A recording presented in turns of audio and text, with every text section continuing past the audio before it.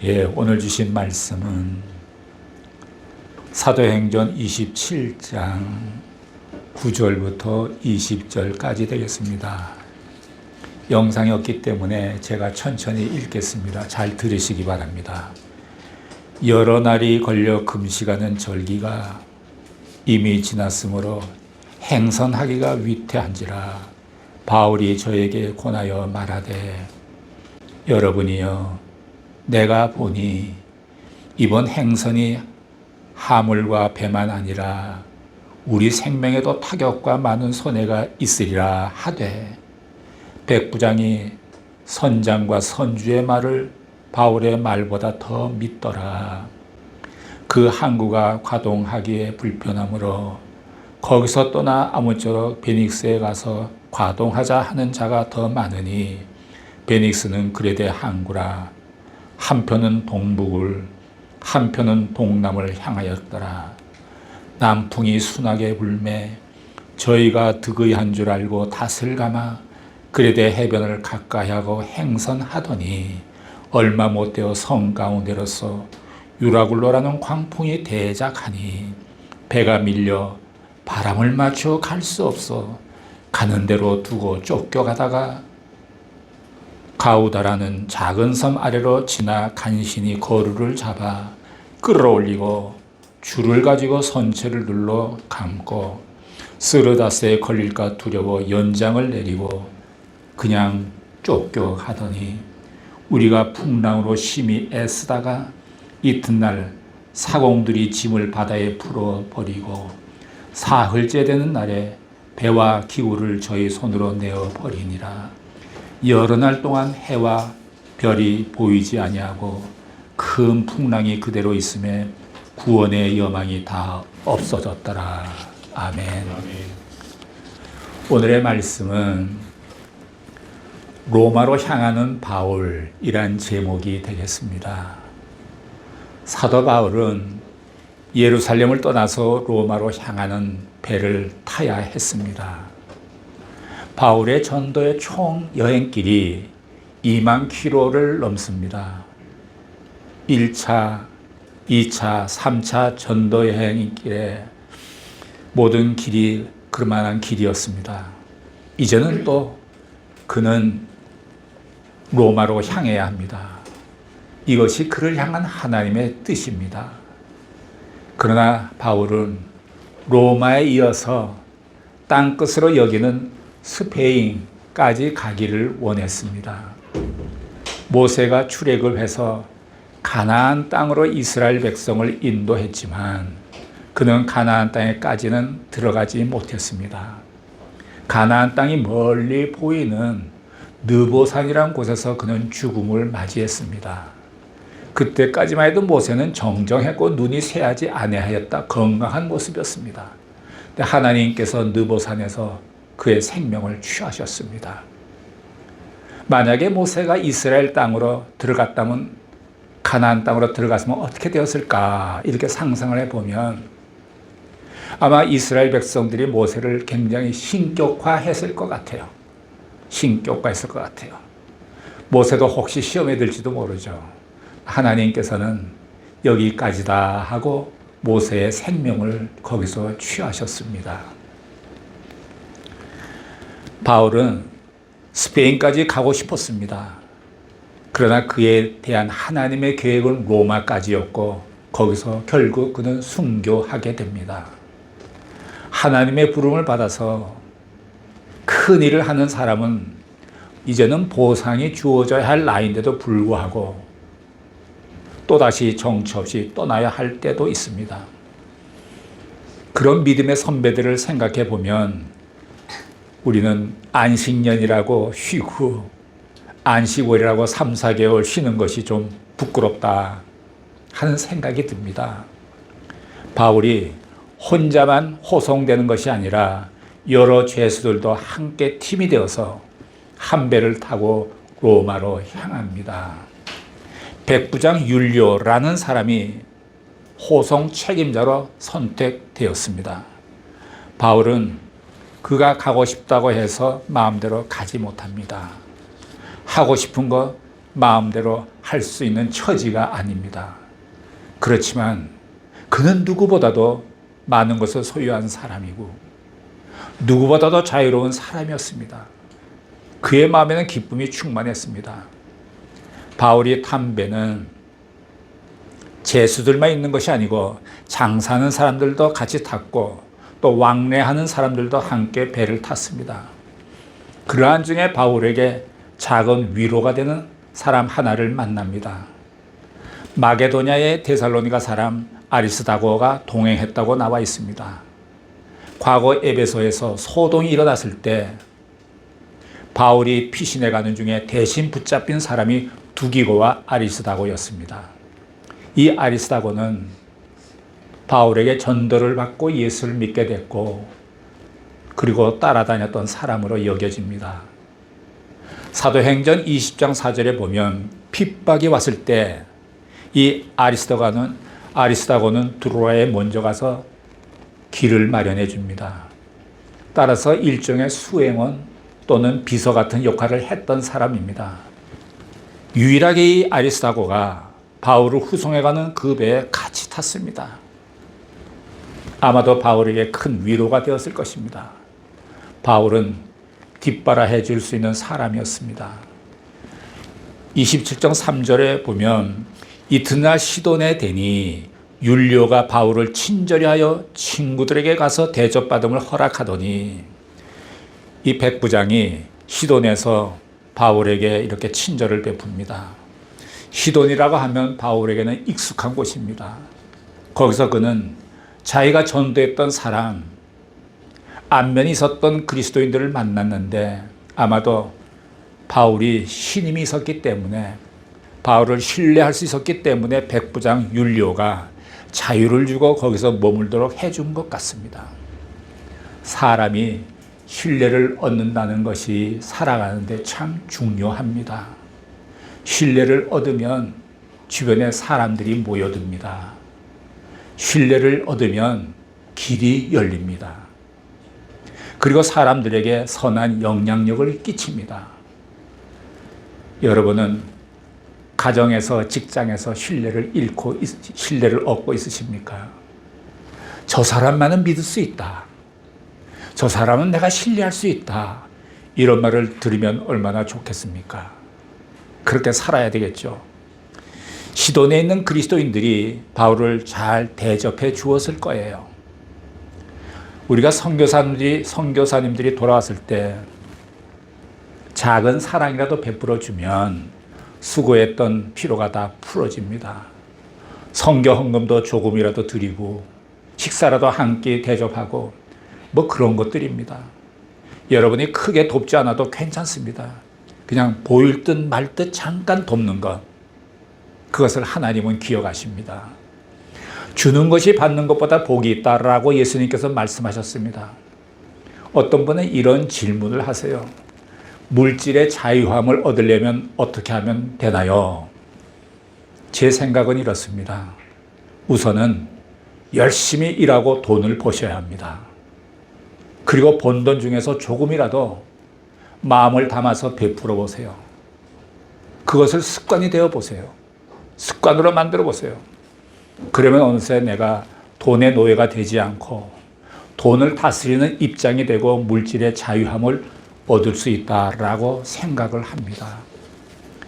예수님께서 말씀하시기를 어린 소자에게 냉수 한 그릇 준 것, 그것이 바로 내게 한 것이니라 라고 말했습니다. 이 말씀은 내가 누군가에게 베풀면 내 물질이 마이너스가 되죠. 내 소유가 일부 손해가 되지 않겠습니까? 그런데 그 행위가 예수님께 한 것이 된다는 것입니다. 그러면 우리가 예수님께 한 것이 있으면 그것은 하나님께서 빚지게 되는 겁니다. 하나님은 빚지고 가만 계실 분이 절대 아니십니다. 때가 되면 2배, 3배, 10배 그 이상으로 넉넉히 갚아주시는 분이 하나님이십니다. 여러분 생각해 보세요. 내 자식이 누군가에 큰 도움을 받았다 하면 제가 빚진 게 아니겠어요? 하나님은 더 아시죠. 그래서 주는 것이 받는 것보다 복이 있다라고 말씀해 주신 것입니다. 예수님께서는 많은 말씀을 해 주셨는데 주로 결론만을 많이 얘기해 주셨어요. 그래서 제자들이 그 결론적인 말씀을 듣고 야, 이 말씀은 어렵도다 이렇게도 말을 했습니다. 이 결론에 이르는 과정, 프로세스가 생략되어 있는 경우가 많습니다. 그 과정을 찾아내는 것이 영적인 통찰력이라고 생각합니다.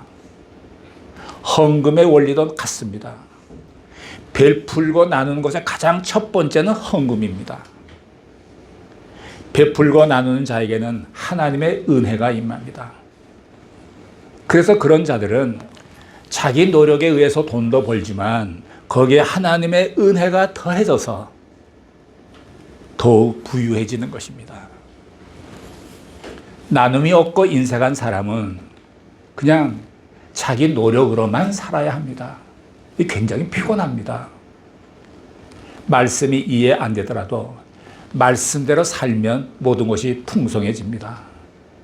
크리스찬이 부자가 되는 비결은 주는 것이 받는 것보다 복이 있다는 것을 실천하는 것입니다.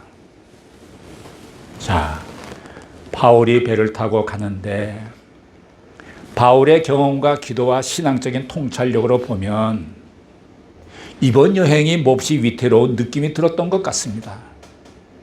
그래서 바울은 이번 행선은 화물과 배뿐만이 아니라 생명에도 큰 타격을 줄 만한 위험 요소가 있다고 말해보지만 그의 신분이 죄수이기 때문에 그의 의견은 묵살을 당합니다. 바울은 자신의 경험으로 의견을 말하지만 이 말씀에는 예언적인 성격이 있습니다. 결국 바울이 예감한 대로 나중에 입에는 큰 풍랑을 만나서 배가 깨어지고 모든 사람이 죽을 수밖에 없는 아주 심각한 경험을 실제로 하게 됩니다. 바울의 조언을 백부장 율리오가 듣지 않았기 때문입니다. 백부장은 그래도 바울보다는 이 배의 선장과 손주의 말을 듣는 것이 더 맞지 않아? 이렇게 생각했던 것이죠. 바다의 경험이 많은 전문가들의 말을 듣는 것이 백부장으로서는 올바른 선택이었습니다. 그래서 선장과 손주의 말을 듣고 베닉스라는 곳에 가서 겨울을 지내자고 합니다. 곧 그레데 항구입니다. 이것은 현재 그리스 남부 지중해에 위치한 큰 섬, 아주 큰 섬, 크레타 섬을 말합니다. 배가 출발할 때는 순풍이, 남풍이 아주 순하게 불었습니다. 그리고 그들은 그레데를 향하여 돛을 달았습니다.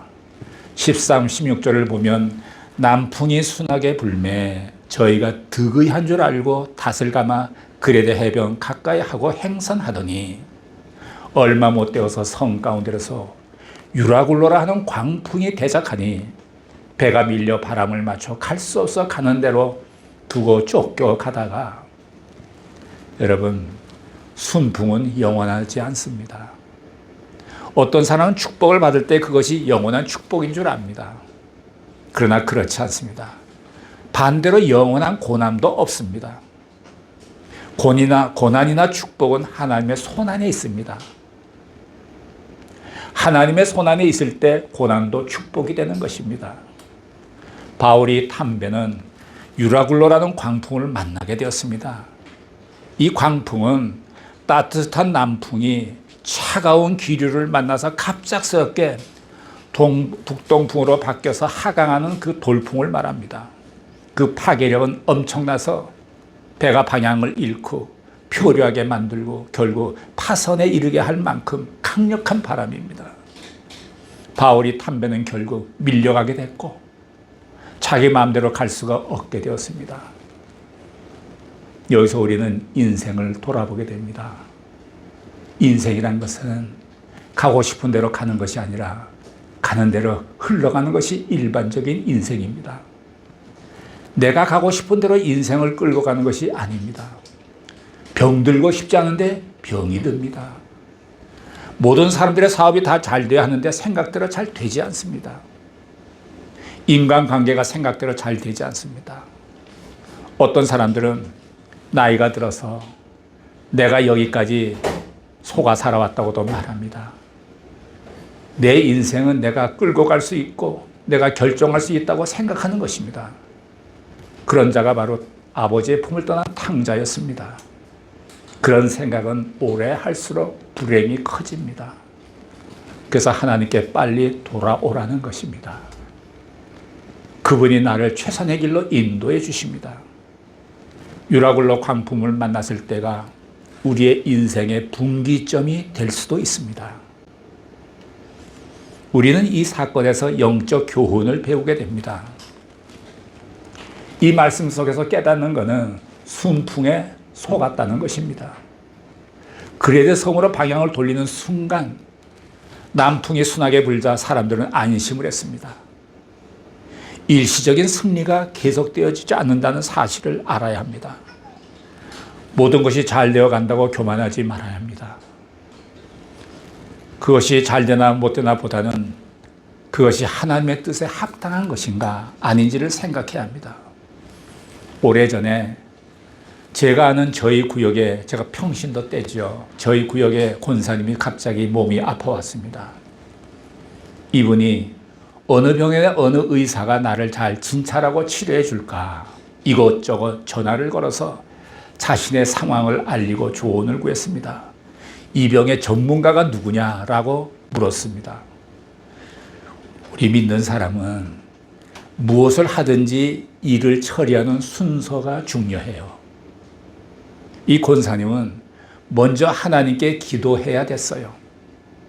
이것저것 전화하기 전에 하나님께 통증을 호소하고 치유를 부탁하며 어디로 가서 치료를 받아야 될지 인도해 달라고 기도한 후 이것저것 전화해서 정보를 얻고 가장 합당한 곳으로 가면서 또 계속 하나님께 기도를 해야 해요.